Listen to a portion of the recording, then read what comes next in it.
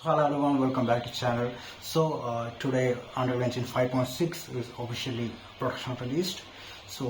Just like in the previous trailers where they have teased a FPS template, a third-person template, a racing template, and also a side-scroll template. So all these templates are currently available for us to test it out. Without further ado, let's go directly to the video and let's try out each and every one of them.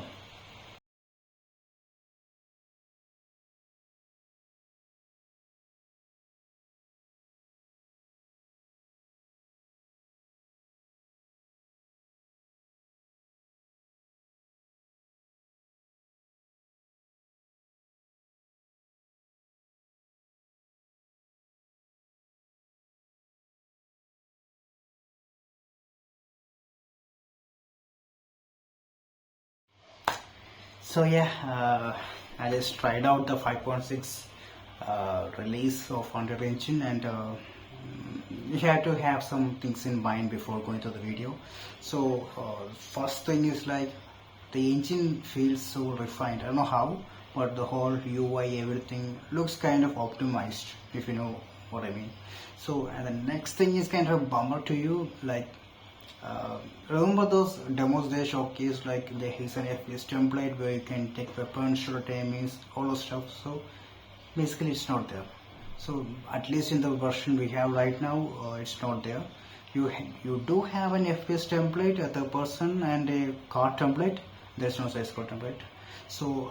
What you can do currently is like you can just run around. There's a jump pad, there's a interactable door, and then a wobbly enemy. So you are limited to all these three blueprints currently. Maybe the rest will be on a future update or something, but currently this is what we have. The same goes for the third person template and the FPS template. And in case of the car template, what we have is like you have a off-road car, and also you have a racing car, but there also you have limitations, like all those things which are shown in the demo are not here currently. Hopefully they will release it in the near future. So anyway, let's go right into the video and let me show you what each currently has.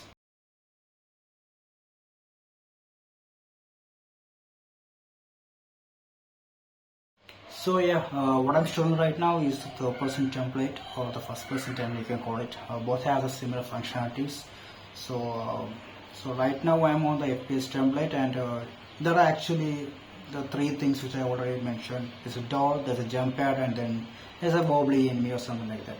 So I'm just gonna drop all the stuff on the level, and then we can see what exactly each one does. So we have a door frame,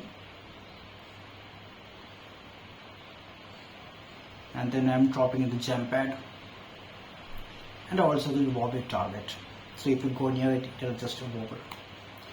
I think that's it on the whole project. Just take a look at the editor view. See how kind of minimalistic or squarish it feels. It feels more refined. So now going to the game. So if you go near the the door, it opens, and if you go further away, it closes. And then you have a jump pad with basically applies an impulse on the Z axis. So if you're moving, it will apply an impulse. And then there's this wobbly person. I like this person. Okay, if we had a gun, then we could probably shoot them, maybe in the future. This is how the whole template of both the TPS and the FPS looks like. Only the camera angle and everything changes, the rest remains the same. Both the TPS and the FPS videos are shown here.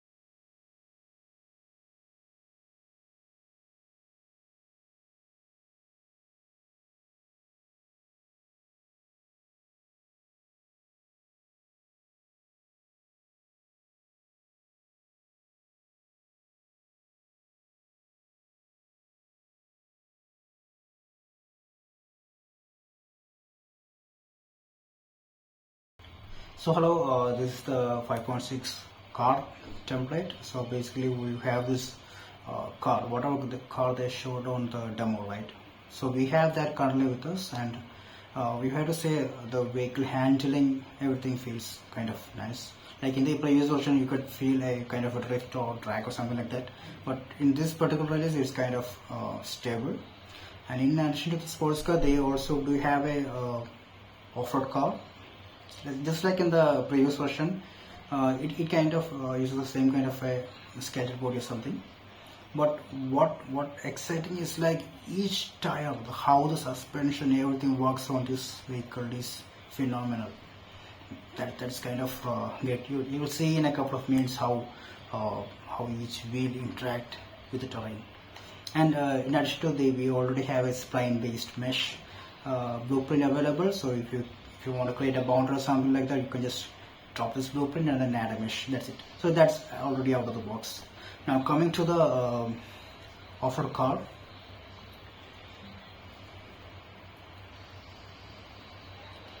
Okay, so let me try to possess the car. So look at each individual tires. Okay, it's very fascinating.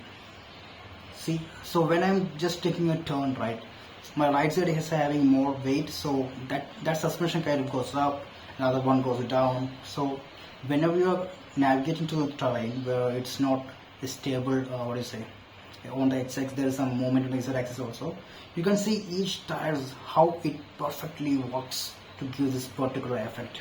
So that's kind of phenomenal work done with them. So kudos to that.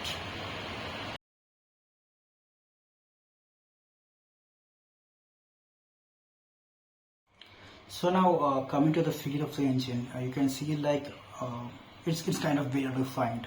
Like if you look at the left section, you can see an option called favorite, recent, lights, all those place actives which are on the left side. It's still on the left side, but it's little more organized.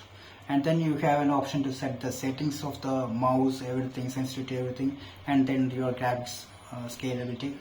On the previous version it was on the right side, but now it's kind of above the viewport. And then you have all your snapping, rotating, all those the fixed, how many points, everything, all those stuff are already there on the viewport, just above the viewport. It's kind of neat, it's kind of reorganized. It gives them a a new kind of fresh feel, but without changing much things, right? Now this is a wobbly enemy which I just showed. All the rest remain the same. It's a simple small changes which are done to UI, which basically brings a whole new flavor to it. So all the basic modeling, everything, animation modeling, everything is there. You can just drop each things onto level. All the rest remains same. At least in my perspective, I did not see much difference. But I really like this favorite option. So basically, maybe you have something which you are using more and more. Let's say I want a point light, I can just favorite it and then reuse it most time without scrolling through all the place actor nodes. So that's kind of a neat thing. So yeah, so